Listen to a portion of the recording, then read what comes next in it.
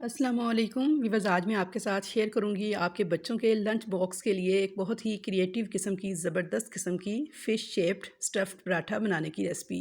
बच्चों को अगर वैसे पराठा लंच में ले जाने के लिए कहा जाए तो बच्चे अजीब अजीब सी शक्लें बनाते हैं कि हम पराठा लंच में लेकर जाएं, हमारे फ्रेंड्स क्या कहेंगे। तो आप उनको इस तरह फ़िश शेप्ड स्टफ़्ड पराठा बनाकर दीजिए जिसे देखते ही बच्चे अपने आप इस पराठे को चट कर जाएंगे और आपको इन्हें खिलाने के लिए पीछे पीछे भागना भी नहीं पड़ेगा।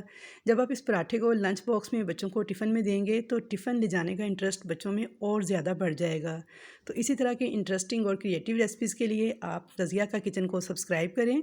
वीडियो अगर अच्छी लगे तो लाइक शेयर ज़रूर कीजिएगा। तो चलिए हम अपना फ़िश स्टफ़ पराठा बनाना स्टार्ट करते हैं। तो सबसे पहले हम पराठे की डो तैयार करेंगे। उसके लिए मैंने 2 कप लिया है गंदम का आटा, जो नॉर्मल हम घर में रोटी पकाने के लिए इस्तेमाल करते हैं। अब मैं इसमें हस्बे ज़ायक़ा नमक डाल दूँगी और घी डाल दूँगी इसके अंदर 1 टीस्पून के बराबर। ये दोनों चीज़ें डालने के बाद मैं हाथ के साथ अच्छी तरह से इसकी मिक्सिंग कर लूँगी। और अब मैंने नॉर्मल नलके का पानी लिया है, उस पानी के साथ मैं इस आटे को गूँदूँगी। तो हस्बे ज़रूरत पानी मैं इस्तेमाल करूँगी। थोड़ा थोड़ा पानी डाल के बस थोड़ी सी सख्त सी डो तैयार करनी है। यानी नॉर्मल हम जो रोटी पकाने के लिए आटा गूँथते हैं उससे थोड़ा सा इस आटे को हार्ड रखना है। बहुत ज़्यादा सॉफ्ट हम इस आटे को नहीं रखेंगे तो फिर हमारा पराठा बहुत बेहतरीन बन के तैयार होगा। तो यहाँ पे देखिए आटे को मैंने इकट्ठा कर लिया था। अब मैं इसको गूँध लूँगी 2 से 3 मिनट तक, यहाँ तक कि ये मुलायम सी लुक में आ जाए। और ये देखिए ऐसा आटा होना चाहिए, बहुत ज़्यादा नरम आपने आटे को नहीं करना। तो यहाँ पे देखिए जी आटा हमारा तैयार हो चुका है।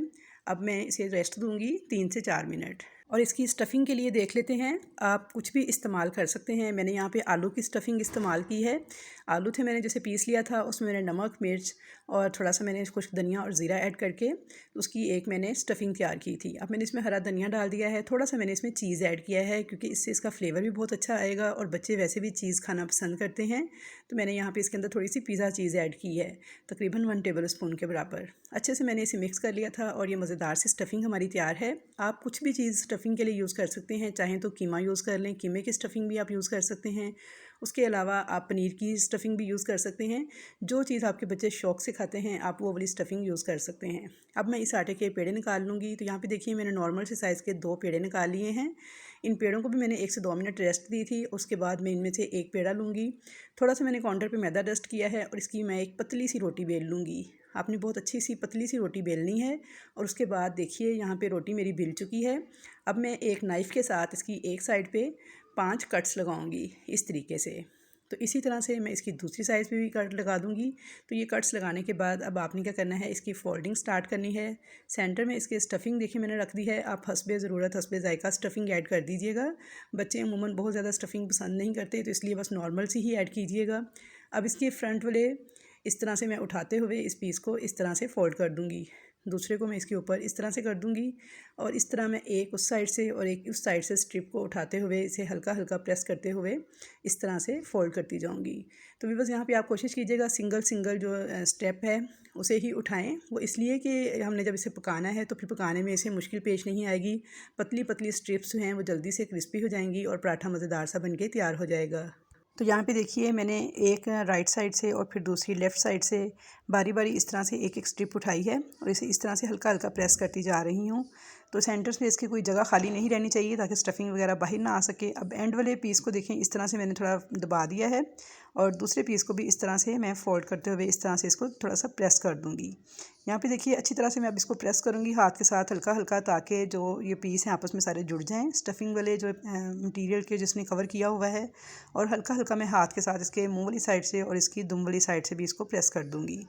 तो थोड़ा थोड़ा मैंने पराठे को सेंटर से भी देखें ये स्ट्रिप्स के ऊपर से भी प्रेस कर दिया है। बस हल्के हाथों के साथ ही आपने प्रेस करना है और ये बहुत पतली पतली सी स्ट्रिप्स हैं तो इसलिए आपने इनको बहुत ज़ोर से प्रेस नहीं करना वरना पराठा आपका टूट जाएगा। तो यहाँ पे देखिए जी एक फ़िश पराठा हमारा रेडी हो चुका है। अब मैं इसकी दुम वाली साइड पे एक फ़ोर्क के साथ इस तरह से निशान लगा दूँगी। तो यहाँ से मेरी वीडियो थोड़ी सी स्किप हो गई थी तो ये मैं आपको दिखाने के लिए दोबारा से लगा रही हूँ। ये देखिए दोनों साइडों से तिरछे निशान लगाते हुए सेंटर में फ़ोर्क के साथ सीधे निशान लगा लीजिए। जैसे मर्ज़ी आप निशान लगा सकते हैं, बस अपने थोड़ी सी ज़रा इसे फ़िश की शेप देनी है। तो यहाँ पे देखिए जी फ़ोर्क के साथ मैंने निशान लगा लिए हैं जिससे इसकी जो दुम है मज़ीद पतली हो गई है। और अब इसकी आँख का निशान लगाने के लिए मैंने इस्तेमाल की है एक काली मिर्च। तो ये इसकी इस तरह से दबाते हुए लगा देंगे। तो ये देखें जी ये बन गई फ़िश की आँख और ये प्रॉपर हमारा स्टफ़्ड फ़िश पराठा रेडी है। और सेम इसी तरीके से मैंने दूसरा पराठा भी रेडी कर लिया है। तो चलिए अब इसको पकाना स्टार्ट करते हैं। तो इसे पकाने के लिए यहाँ पे देखिए मैंने तवा लिया है, इसके नीचे मैंने फ्लेम ऑन कर दिया था और गर्म तवे के ऊपर मैंने डाल दिया है अपने स्टफ्ड फ़िश पराठे को।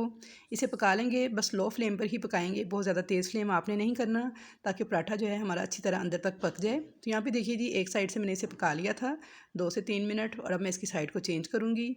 दूसरी साइड से भी मैं इसे हल्का हल्का सेक लूँगी और अब मैं इसकी साइड को चेंज करके इसके ऊपर लगाऊंगी ऑयल। इस तरह हल्का हल्का प्रेस करते हुए पकाएंगे तो पराठा क्रिस्पी भी बनेगा और अंदर तक पक भी जाएगा। तो यहाँ पे देखिए जी, ब्रश के साथ मैंने इसके ऊपर ऑयल लगा दिया है। ऑयल, देसी घी, मक्खन, आप कुछ भी लगा सकते हैं। और अब इसकी दोनों साइडों को उलट पुलट करते हुए इस तरीके से मैं पका लूँगी। तो यहाँ पे बिल्कुल मुझे ऐसे ही लग रहा है कि जैसे मैं फ़िश ही फ्राई कर रही हूँ। तो बहुत ही टेस्टी बन के तैयार हुआ था ये फ़िश पराठा और बहुत ही मज़े ले लेकर बच्चों ने खाया था। तो आई होप व्यूअर्स कि आपको मेरी आज की ये रेसिपी ज़रूर पसंद आएगी। रेसिपी पसंद आए तो वीडियो को लाइक शेयर ज़रूर कीजिएगा, चैनल पर नए हैं तो सब्सक्राइब ज़रूर कीजिएगा और कमेंट्स बॉक्स में अपना फीडबैक भी ज़रूर दीजिएगा कि आपको मेरी ये रेसिपी कैसी लगी। तो यहाँ पे देखिए जी, उलट पुलट करते हुए मैंने दोनों साइड पे घी लगा लिया था और फ़िश पराठे को मैंने बिल्कुल लो फ्लेम के ऊपर पका लिया था। लो टू मीडियम फ्लेम पे मैंने इसको पकाया था, बहुत तेज़ फ्लेम पे आपने पराठे को नहीं पकाना। तो यहाँ पे देखिए जी, ये क्रिस्पी हो गया था और इस पर कलर भी बहुत खूबसूरत सा आ चुका था। तो अब क्या करेंगे, अब फ़िश पराठे की सिर्फ साइड्स रह गई हैं जहाँ पे कि वो नहीं पकी। तो आपने क्या करना है, इस तरीके से इसको उठा के तो इसकी साइड्स को भी इस तरह मूव करते हुए पका लेना है, यहाँ तक कि ये भी क्रिस्पी सी हो जाए और इन पे प्यारा सा कलर आ जाए। तो यहाँ पे देखिए जी, पहले एक साइड को मैंने पकाया है और अब मैं दूसरी साइड को इस तरीके से पका रही हूँ। तो मज़ेदार सा हमारा फ़िश स्टफ्ड पराठा रेडी है। अब मैं आपको डिश आउट करके दिखाती हूँ। थोड़ी सी और क्रिएटिविटी दिखाइए, केचप या फिर चिली गार्लिक सॉस के साथ इस तरीके से सर्व कीजिए। मज़े ले लेकर आपके बच्चे भी खाएंगे और बड़े भी खाएंगे। तो आई होप व्यूअर्स कि आपको रेसिपी ज़रूर पसंद आएगी। रेसिपी पसंद आए तो फीडबैक देना मत भूलिएगा। तो इंशाल्लाह ताला मुलाकात होगी आपके साथ अच्छी अच्छी नई नई मज़े मज़े की रेसिपीज़ के साथ। तब तक के लिए मुझे दीजिए इजाज़त। अल्लाह हाफ़िज़।